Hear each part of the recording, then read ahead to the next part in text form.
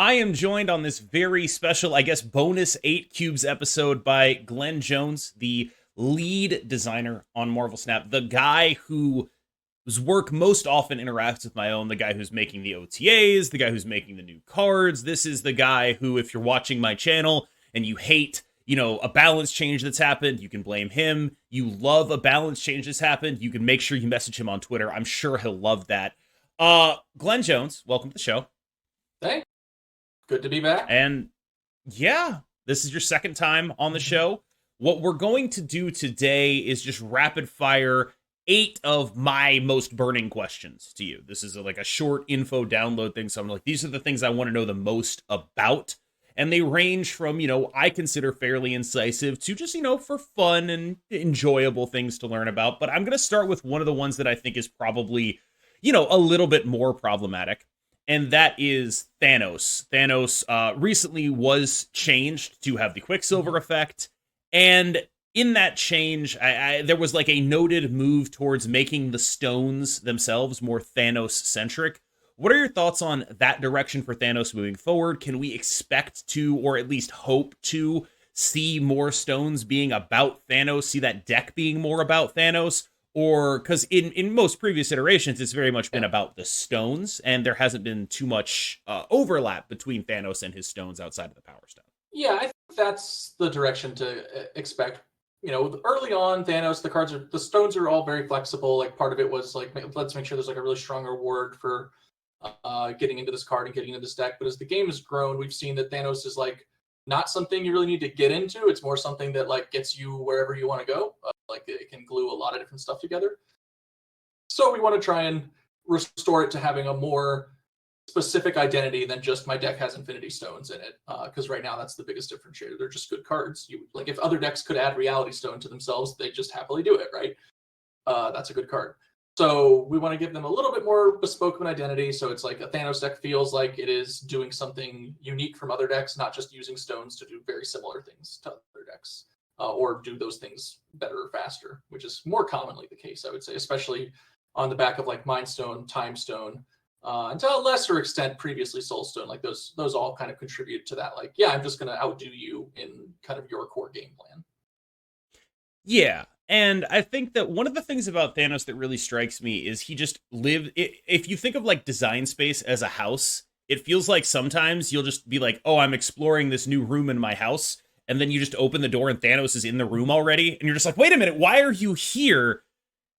Does making him more about himself, making the cards, the stones less about him, does that like remove him from those rooms in some way? Or is he still just going to be like, oh, well, this card came out and she's like, oh yeah, that ended up being a Thanos card. Is that still a worry you have?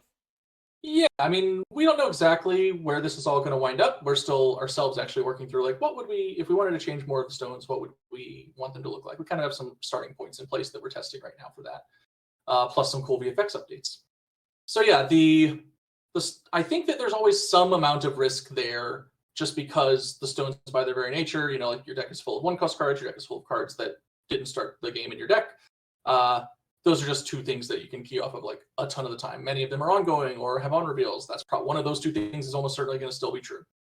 So yeah, there's a lot of things you can key off of. So our goal is that in shifting the stones to care more about Thanos, in order to like key off of those in a profitable way, you just have to also be invested in the Thanos game plan, which by its nature will create distance between whatever, like Mockingbird Zoo and Thanos with Mockingbird, right? Like, I don't expect Mockingbird to disappear from Thanos decks in this new world. But I do expect that those two decks might play the card in different ways, that they will be differently strong, that playing against them will feel very different. Whereas right now it feels a lot more like Thanos is just out zooing Zoo a decent amount of the time, right? Yeah, because like it does seem like you can't put the Mockingbird Cull Obsidian back in the bottle. Like that's gonna be a Thanos. The Thanos is gonna play those cards. But what you can do is make it like a little bit different. Okay, I get that. That makes sense to me. I guess one follow-up question.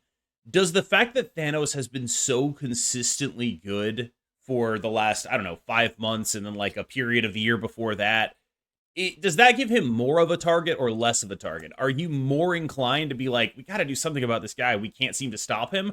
Or are you more inclined to be like, this guy is really awesome and I kind of like that he's good?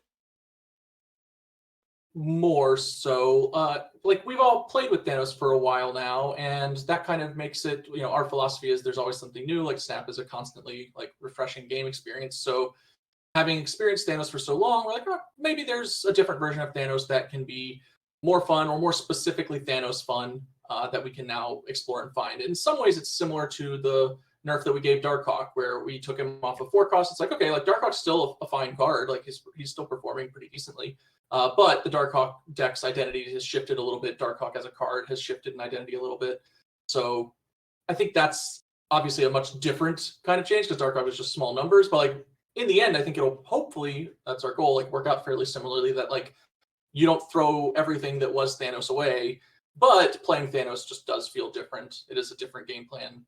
The game is a little bit fresher for it. What is if you had to pick one, something you're just the most proud of during your time working in this job, Second Dinner? It could be a card that you're just like, I'm really glad we worked that out. It could be anything. What is it that you're most proud of design wise? Not like internal process wise, but like something you look back on and you're like, we knocked that out of the park. I can kind of cheat a little bit because part of mine is certainly just becoming like proficient with the scripting and the coding that we do. I had never opened Unity basically before getting this job, and certainly was not like a proficient scripter. I was pretty good with Excel and a little bit with VBA for people who know what that is. But yeah, I didn't know any of the stuff that we basically use on a daily basis here, and now I'm quite proficient in those. And to link into the design angle, for example, the power couples and the AVX events, like I scripted all of those pretty much myself. I had help, obviously, getting them localized and approved and implemented in as patches. But like the actual code work was basically just me, which is something I definitely couldn't have done a year and a half ago. So it's a pretty big thing to add on. I'm at a stage in my career where learning new things isn't always that easy to find because you really have to go and find something that you don't know, and then also have the time that you can commit to improving at it. Which is really the larger challenge, I think, in general. But yeah, I was able to do that with this specifically. So yeah, pretty proud of that. If I pushed you for an answer of a specific card, would you have one? Or is it just like you don't really think of them like that? I mean, I think they're a number. Like I like a lot of the cards that we wind up making. Kyera, I came up with making it 1s and 6s. Like we were looking at, I think the first version of the card we had was just 1s. Yeah, I think because we took it from another design that we had been considering for someone else, and we moved it to Kyera, and it was just 1s. But it didn't feel quite strong enough to me, and I also wanted something that tied more cleanly into like the identity of being with the Hulk crowd. And the 6-cost thing, I think, really got that card into a spot. Like it has found a really solid footing in the metagame since then, without being too overbearing, but also really creatively tied together. Like Kyera, who's known for both protecting her Hulk family as well as the people of Sakaar. So. By the same token, is there something you're just like, oh man, I really wish we'd caught that earlier, or like, oh man, I really wish we hadn't put that card out like that? What would you say your biggest design regret is at Second Dinner? Sure. I mean, I'll just take recency bias here probably and say Pixie. I think we over nerfed Pixie relatively late in the process and could have gotten away with quite a bit stronger card. I think like she could have been a 2/3, maybe she could have even been a 1/1, 1/2, maybe even 1/3, which we played with for a decent amount of time. Probably not. That one seems like it was a little on the strong side. But yeah, I think we went too hard in the paint, so to speak. And I think my gut is now that like we should have gone with 1/1. I think would have been the right spot of appealing without being too overbearing. That's interesting because like when I see her now, I'm like, okay, she's a 2/1 and she could be a 2/3. Like that's the number that I think of when I think of Pixie. It's like, yeah, that could be a 2/3, and that would be totally fine with that. Yeah, that's the thing. How do you end up at 1/1 then? Yeah, well, I feel so sure she could be a 2/3 that I wish I had done 1/1 because that's the number where my certainty is a little bit lower. That's generally where you want to go. Is if you're 100% sure that something isn't like too strong, that's probably too weak because you're going to miss low about as often as you miss high. So if you're 100% sure, then that means you've got a very high chance that you're also just wrong and it's actually too weak. So 1/1 is the spot where I'm like, I think we could go there, and it seems like it might be fine. Maybe not. Maybe it would work out, and we'd have to go back to 2/3. I mean, there's a part of me that kind of thinks, if it was a 1/1, it would be worse than 2/3.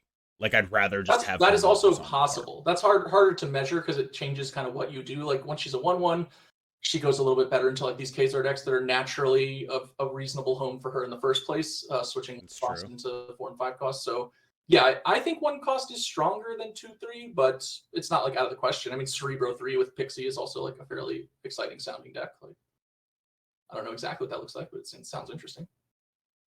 Yeah. How often, just jumping off of that, how often do you think about, like, whenever you're talking about something with 2 or 3 power, how often are you like, what does this do to Cerebro?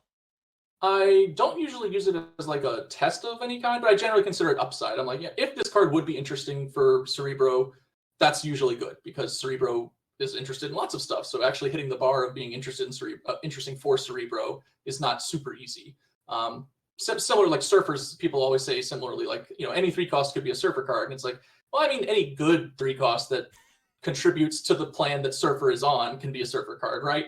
And so Cerebro has a similar thing. Like, you have to actually pass the test, so to speak. Like Black Swan's not a good Surfer card, right? Like similarly, but Black Swan theoretically in some world could be a good Cerebro 5 card, right? Because maybe there's enough 1 cost 5 power cards that's like, oh, I'm actually somehow interested in this against all odds. I don't foresee us getting there, but yeah. I've seen that. No, like, yeah, Titania, Ant-Man, Martyr, it's a thing. You could do it. It's a thing. I think you need like probably one or 2 more before it's like truly real. Or Kyra to 5 power. Something weird like that.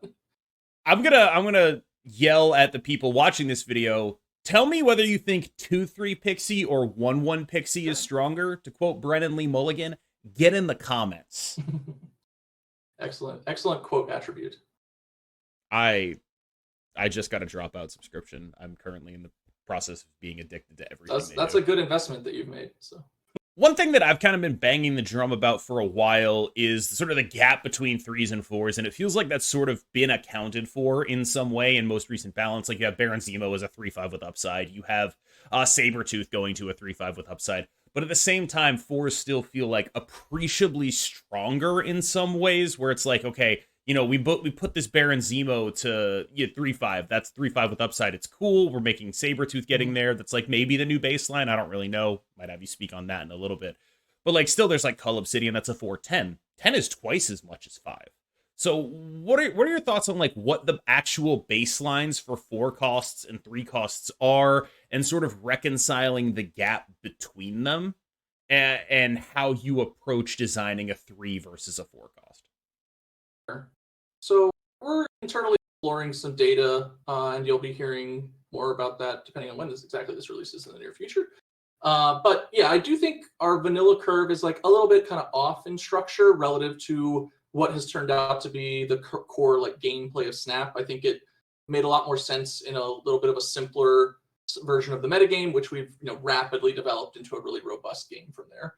But you can even just look at it mathematically, right? Like a 2/3 has 50% more power than a 1/2 does, and it costs 1 more energy. A 3/4 has not that, it has a third as much power as a 2/3, and it costs 1 more energy. And then a 4 costs again a third, or back to 50%. So you can see there's a clear dip. Like you only get 33% going up in energy from 2 to 3, and you get 50% in the other 2. But after 3 cost, it's also a little bit suppressed because you took that dip. So my instinct is, these numbers like are not quite relationally correct as far as like what we're establishing as a baseline. You do want most of your cards to be better than vanillas. That's just like developmentally true. The vanilla curve is kind of a guide point, but no card in your game is supposed to be like equal to your vanilla. If it's an actual piece of content, like that's just not a good piece of content. So I think that's kind of where it's coming from. Is like, do I think Cyclops should probably be a 3/5? Like, that seems more likely to be correct than 3/4. Certainly, it's possible there are other changes that need to be made. Certainly, if Cyclops is a 3/5, thing's not supposed to be a 4/6. Like, that would be fairly apparent. But once you start doing that, there's like a whole house of dominoes. That's like a whole different level of data analysis and even some regression to really understand what might be the ramifications of that. So that is the sort of thing I'd put time into. It is one of many things, and it's very time consuming. So I'm not promising like a meaningful change on that in necessarily the near future, but it's just, that's kind of how I think about it, is like, are these relationships correct? What measures indicate they are or aren't? How can I get more data to better support which direction the measures should lean, essentially? As far as data, we have often seen references to things using an internal system of second inner data collection. And I think we've also often noticed, I think several people have, including myself, that this seems to be different than, say, the data on Untapped. What advice would you give us as someone who has access to the internal data as Second Dinner? And what advice would you give us in terms of, I'm looking at Untapped, what direction is it likely to be incorrect in? How can I correct my thinking as to how to interpret Untapped data? I think there are a couple of things that change, mostly from the fairly apparent bias of like anyone who's like putting themselves into Untapped is going to be like a fairly competitive player. Like they're going to bias towards it. Maybe they're not, like number one in the world or anything, but like that cohort certainly is going to lean much higher on like skill and MMR on the average than the entirety of the audience. Which means even their opponents that you may be gathering data from similarly are going to lean higher. So you can't just take for granted that it's getting balanced out by the fact that they encounter a wider range of people. They don't. They encounter a lot of basically everyone on Untapped is playing people who might subscribe to Untapped, right? That's roughly true because they're all in the same MMR bands. Just some of them happen to have subscribed, some of them happen to have not, but their biases are going to wind up being fairly similar. But that means their win rates when they do encounter people who are outside of those bands, which happens a little bit, like that does bias their win rates up a little bit. So that's, I think, part of why you see win rates can get, in excess of, for certain decks, like 65. I think I've even maybe seen a 70% deck at one point on Untapped. Like that's something that just like never happens in the real data. Like no deck has ever even come like close to winning 70% of its games as an archetype in our data. That would be an incredible situation. So that basically that's the real is. The numbers tend to polarize a little bit farther, mostly in an upward direction, sometimes in a downward direction. But yeah, they polarize a little bit. The card selection is fairly different. There's a lot less of the card selection being governed by like collection availability amongst Untapped users. Just again, relative to the actual full cohort of the game. That's just true. There are, I'm sure, many Untapped subscribers who don't have full collections or don't have as many cards as they wish they did. But relative to the rest of the players of the game, they are over-indexing on what they've got. So that similarly affects it. Yeah. One of the things that really twigged me onto this was I looked at the Infinite Conquest data, which is exactly where this bias will be the most apparent, right? Like the people who are reporting their stuff to Untapped are playing against anybody, including people who are not reporting their stuff to Untapped, very much outside of that MMR cohort. And what I noticed was, the top deck was like Thanos and had like a 70% win rate in Infinite Conquest, right? The worst tracked deck was 53%. The worst deck was positive. And it's like, there's no way. There is absolutely no way that is actually reflecting anything. And so it's like, how much, like when I look at that, when I look at Infinite Conquest data, it's like, okay, that's the place where this specific bias of like the people who are reporting here is so apparent as to make this like, I can't even look at this. This doesn't tell me anything. It tells me like a relative ordering, but it doesn't tell me any accurate numbers. I can't be like, that's 70%. It's like, that I can't do that, I don't think. Yeah, like the relative ordering is somewhat useful. I mean, like, I could say just minus 10% off of all the numbers, and you're probably like closer to real than you are with just the numbers. I don't know. That might be true. I haven't like obviously vetted that since it's not something I have any reason to do.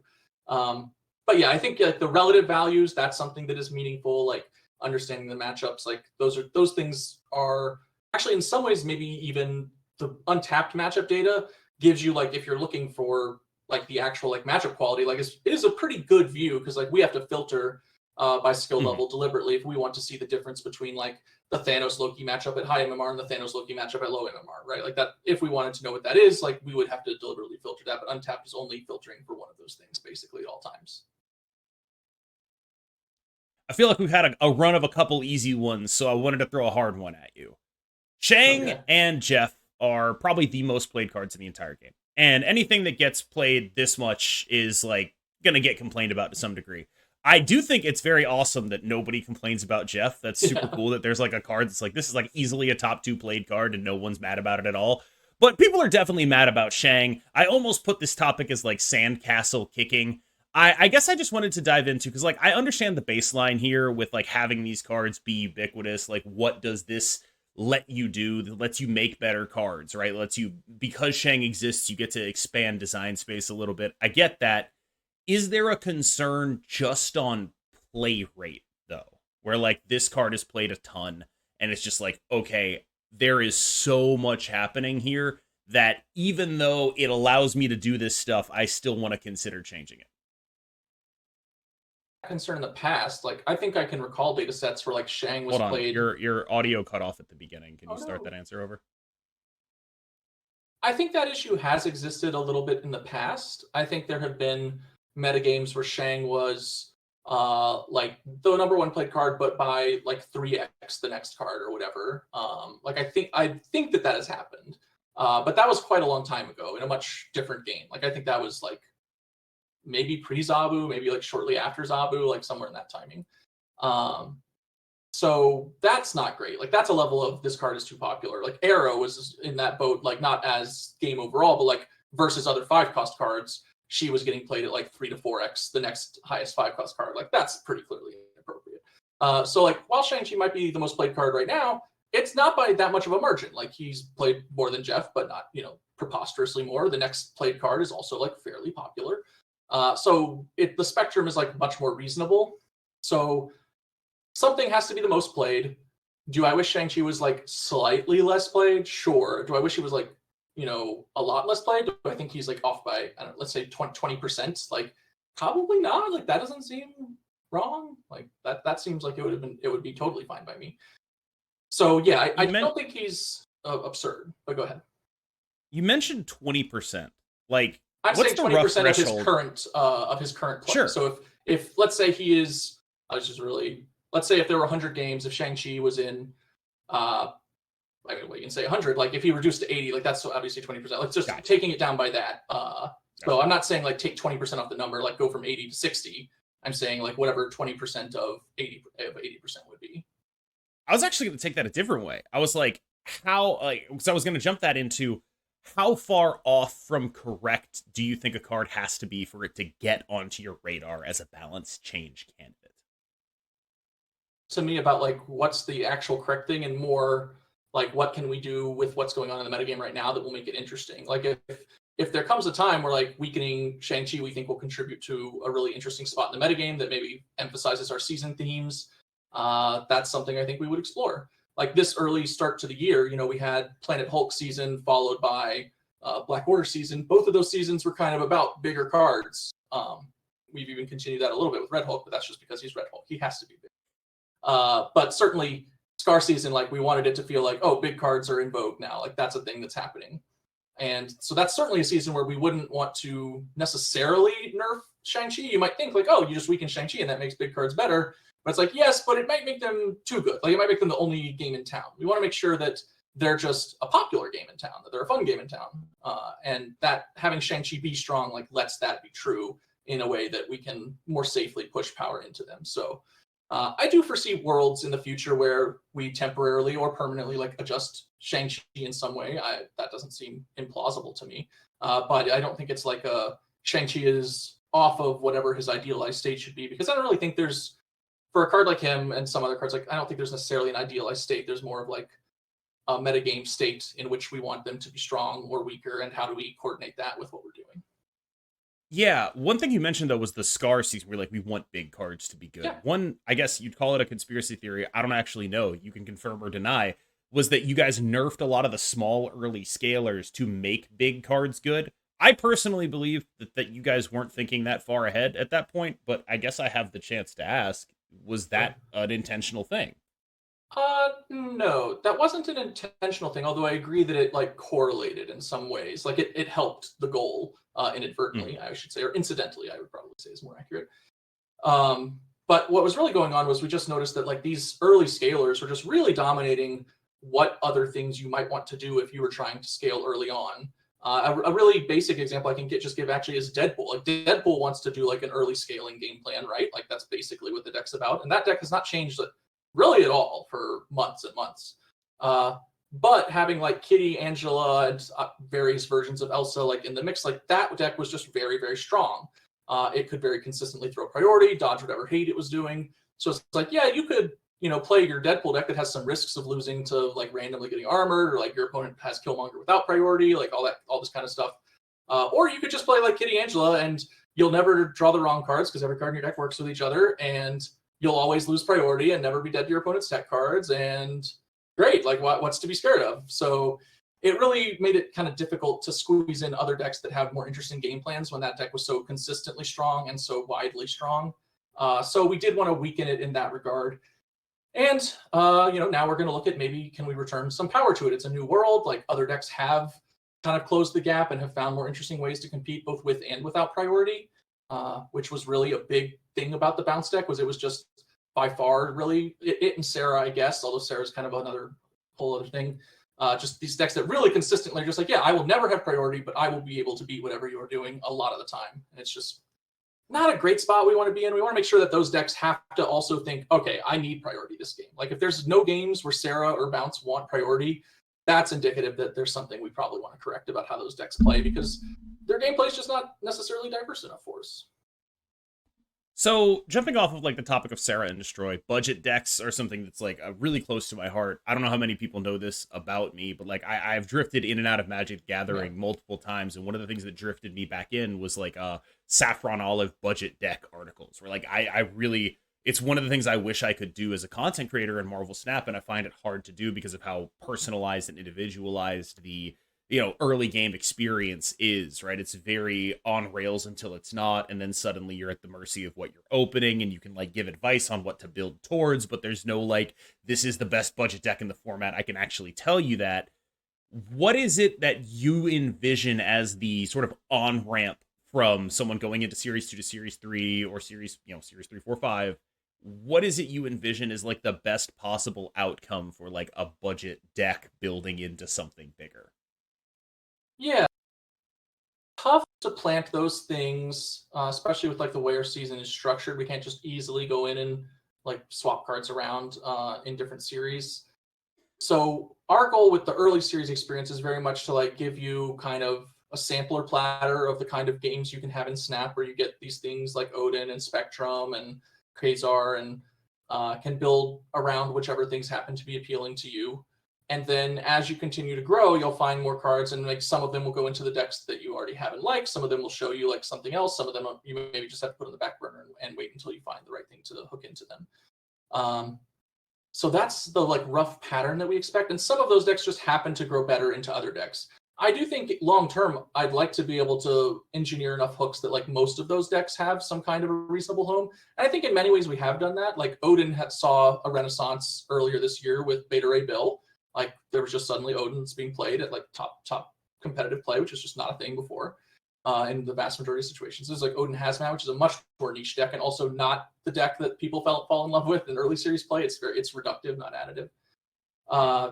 So yeah, like that being a thing that happened was like really nice. We've obviously had Destroy the whole time. That's always been a successful deck in this kind of milieu. If you learn you like destroying things, and that deck you can just endlessly grow until you have the idealized list. Spectrum's like one that really does lag, I think. That's unfortunate. Hopefully we can find more ways to improve ongoing decks, but it turns out ongoing cards are actually just weirdly tricky to design in some strange ways. Just like an effect that is ongoing just has a different kind of band. It's hard to describe. It's the sort of thing that sounds really easy, and then you like start trying to make the cards, and you're like, oh, like if I change like one number, like a good example is like the Devil Dinosaurs and Dark Arts and all those, right? Like if you take them from like 2 to 3, they're all totally insane. If you take them from 2 to 1, they're all totally busted. You can't necessarily, or totally the wrong bad, the bad busted. Yeah. You can't really necessarily navigate that super easily with the other numbers on the cards. Like 4/4 plus 1 Darkhawk is like, maybe that's fine, but doesn't look that good, and it also might just suck. Like, who knows? Yeah, it sounds like instinctively I'm like, I think that sucks, right? Right. So like a 4/6 or something. Yeah. I like to say like you really want 3 numbers when balancing cards, which a lot of our cards add the 3rd number via their text box. And so that's part of the trick with ongoing cards is like they do add a 3rd number via their text box, but it's not as useful a knob as a lot of other cards' abilities are useful in that way. Like Forge has so many more different shapes that he could exist in than Devil Dinosaur. Like we could build Forges at every cost from 1 to 5 fairly easily. We just have to identify the right numbers. But Devil Dinosaur season theme. Just weird. We got it. Forges at every cost. That's the you heard it here first. That's what we're gonna get in May. Yeah. If only, that would be so much easier. So jumping off of Forges at every cost, what's the worst idea you've ever heard in a design? That was pretty rough. Yeah, I mean, I'm very good at bad ideas.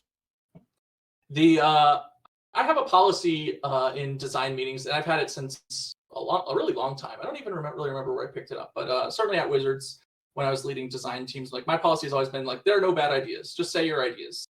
And I try to make sure I do that myself. Like if I have an idea I think is bad, I might preface it with, I think this idea is bad, but I'm saying it. That is a very real sentence I've said hundreds of times probably at this point.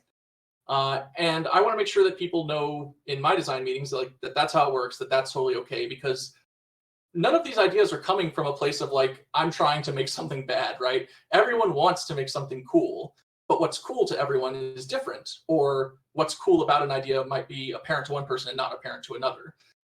So by making sure that we're open to these ideas and that we investigate them, like sometimes you find and identify like, oh, there is something to that idea that I didn't appreciate or I wouldn't have thought of myself. How can I now help you get that into shape and make it something that is ultimately going to be more fully realized? It's difficult to think of like, I mean, I guess Phoenix Force is like an example of that, where like the very first version of Phoenix Force was already in the build when I got hired, and it was essentially just like returned something to play. And I was like, that's okay. Like, feels a lot like Ghost Rider. That's a card people are just already familiar with. Like, Phoenix Force is this like otherworldly entity. Is there some way that we can like deliver on its fantasy more strongly? Especially, and then we, the merge idea. It's like, okay, it merges with something. So we had that. So for a while, the card was just bring something back and merge with it. We played with that card a decent amount. And it was like, okay, well, this is mostly now just like a Taskmaster thing, which is cool. But, is there some other thing we can add to it? And that was actually one of my like things. I woke up in the morning with an idea. I was like, oh, what if Phoenix Force moved? Like once you merge, like what if it could move? That feels like the Phoenix. And I just could. And one of the things that I think really helps with designing things like that is like visualizing what the VFX might look like. And for Phoenix Force, it was very easy to imagine like, oh yeah, picking my card up and having it light with fire, like that's exciting. And it delivers the fantasy. So that ultimately wound up being what we did. And that's the sort of thing where like, if we had not been willing to start with like a Phoenix Force we didn't necessarily like, we might never get to the ones that we do like. That's that one. I think obviously it started with like a much more reasonable shape, but I've put plenty of cards in and then played with it for like a day and been like, wow, that was horrible, but like I know what to do next. Like, it was just not a good situation. Now we know what we should do instead. Hercules was one such card for sure. We had a bunch of Herculeses, and so not all of them were good. Obviously, I don't think we wound up in a great spot with the one that we wound up printing. But in each case, we did start finding something and finding something and finding something. And one of the things that I think is interesting about the Hercules you released is that the complaint about Hercules isn't that the effect is undesirable, it's that the effect is too weak or is costed incorrectly. So we successfully got to the spot where we do have something people want to engage with. We just haven't packaged it in a way that they've been able to have as much fun as we would like them to.